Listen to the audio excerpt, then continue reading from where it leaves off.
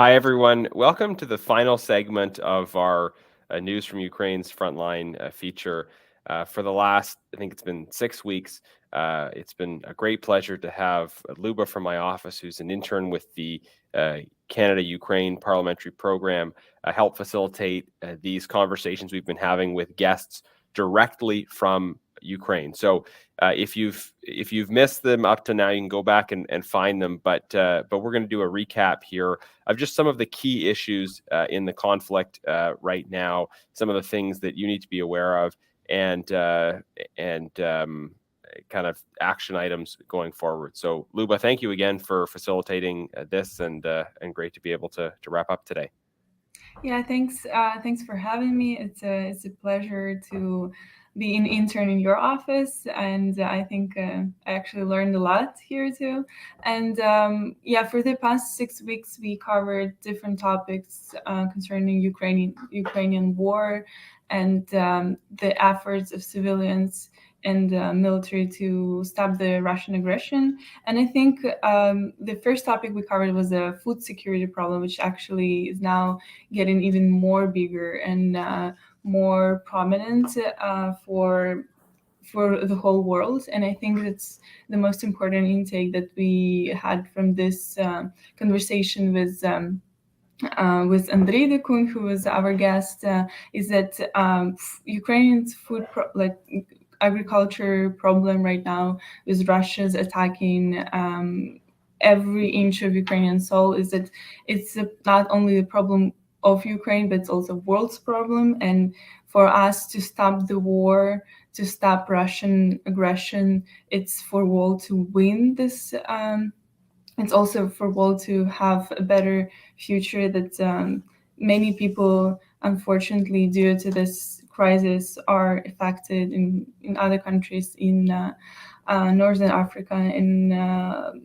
So it's just a very not only Ukraine problem, but also world problem. And I know that right now there are developments in trying to get food, trying to get grains from Ukraine exported, but still there a very big issue of actually getting this food out of Ukraine. And also we covered the topics of humanitarian crisis and the things we talked about with organizations that helps kids and families, especially psychological help. And we talked about this issue. I think it's one of the biggest problem for Ukrainian families, because we all get affected by the war, and we all have the trauma, and that we have all to support each other. And also one thing that our speaker shared is that for Ukrainians who are evacuating from Ukraine to Canada or other European countries, it's also important to feel support and kind of feel this psychological help from other countries and people around, just showing support, and that's important. And another topic we talked that's very important, and the thing that the food crisis or humanitarian crisis would not have happened if we had more weapons, if Ukraine has more weapons to defend itself. That's something that Ukraine has been repeating, and everyone in Ukraine has been shouting about, that we need more weapons to defend our country. And that it's very important to understand that without weapons, Ukraine either we will stop fighting, then will be no Ukraine. There will be much more bigger humanitarian crisis, and we know there are facts of very unfortunate events on occupied territory that just been occupied by the Russian forces, and also the occupations that already been happening for 8 years in Donbas area. That's also very, we see the just terrible things that they do, and that for us, for Ukrainians, it is so important to fight for our land, to defend our democracy, defend our freedom. And that's why we talked also about the importance of weapons, because Ukraine's forces are 10 times less than Russians, and they just outnumber us. And that's why we talked with one of the organizations, Come Back Alive, that's been supporting buying bulletproof vests, some protection for the soldiers, and also buying like drones, and just to support the army with this necessary stuff. But it's also important, as we talked in our last segment, with the fighter, with actually civilian who joined the armed forces to fight for Ukraine, that we also need artillery, and that artillery actually saves lives. And it's something we understand that other countries, the world, can help us with. And if we have more weapons, we can actually protect civilians. There will be less deaths from civilians if we have more weapons. It's such a small recap what we talked about, and I think we pretty much covered different topics, and I know that there's still more to talk about the war in Ukraine, because there's still every day so many things happening, and so many, it's pretty hard to keep up, I'm sure. And that's what the idea of this Facebook Live, this segment, this episode, is just to keep updated of what's going on in Ukraine. And for me, it's also been, even away from Ukraine, it's been hard to follow the news because there's so much happening. But still, it's important to know what's happening, and yes, it's what. Yeah. So I think that's a great recap, and maybe just to kind of recapitulate it a little bit. So end of February, the Russian further invasion of Ukraine from three sides, right? From north, from Belarus, which is effectively increasingly being controlled by Putin, a regime, an invasion from the east, and an amphibious invasion on the Ukrainian coast that is from the Black Sea, and so I think there's a few things that come out of the conversations we've had about that invasion. Of course, people have seen the devastation, the horrific violence, the atrocities, and they've also been inspired by the heroism and the confidence and the courage of Ukrainians. And initially, the Russians seemed to have this plan of making a strike for Kiev and ousting the elected government there. They failed to do that, and since then we see much more concentration in the kind of other two parts of that invasion, right, in the east and in the south. And I think because of you informing us, we were a little bit ahead of the game, even talking about the urgent issue of food security that you started with. And this is something folks can scroll down and see. I gave a speech on this recently. We had a take note debate in the House of Commons on the food crisis, and there's different aspects to the global food crisis. And one of the aspects certainly is the fact that we need to do more to support agricultural production here in Canada, and we've been calling on the government to do that. But a big part of what's exacerbating this is that Ukraine is a big source of the world's food, and the supply route for that food is generally export through ports in the Black Sea. And with Russians blockading the Black Sea, this is interrupting those supply chains. And my view of it is, it's not an accident. This is the use of starvation as a weapon of war. This is the Russians trying to create famine. I mean, this is what Stalin did during the Holodomor, right? Is use starvation as a political weapon. The same thing is happening, and this time it's the blocking of export of food from Ukraine, and there's other things. I mean, there's the Black Sea blockade, but there's also the challenges farmers are having, planting, the mining, the putting of landmines in fields. So that's kind of the southern portion of what's happening and implications for food security. And of course, we do see a lot of the Russian propaganda is targeted at the east. And we talked in, I think, our first conversation about how Ukraine really is a country of regions.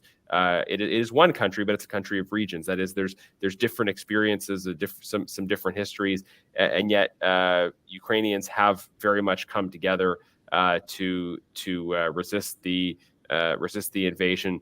Ukrainians who are ethnic Ukrainians who are Crimean Tatars, Ukrainians who may have grown up speaking Russian, but very much identify with the values of the Ukrainian state. So there's a story of kind of a country of regions, and Putin is trying to kind of exploit that and say, well, these parts of it aren't real Ukraine, but actually his invasion has further solidified the sense of Ukrainian solidarity and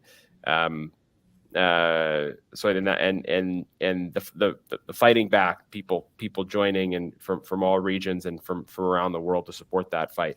I do want to talk a little bit more about weapons, but if you could just maybe comment again, because we had talked about this earlier, about the way that kind of Ukrainian nationalism is the Ukrainian nation is coming together even more in response to this invasion. And modern Ukraine is relatively young, but there's this continual process, I think, of greater coming together and unity in response to some of these threats, unity around shared political values. Yeah, that's true. It's the further invasion actually made it even bigger, because I think the real unification became in 2000, when the Revolution of Dignity 2014, and 2014 when Russian invaded Donbas area and annexed Crimea. That's when the country also understood that we have to unite, and we have to protect our land, and we have to be one. But I think, yes, it's true. Modern Ukraine is only it will be 31 years, so it's pretty young, the Ukrainian thing. But our history dates back more in centuries ago, and that's what we have, the history. But the Ukrainians only got their states only 30 something years ago. So I think the invasion, the further from 24th of February, I think we became like a one entity, who now we also have this idea that we have to defend, and we cannot give up our land.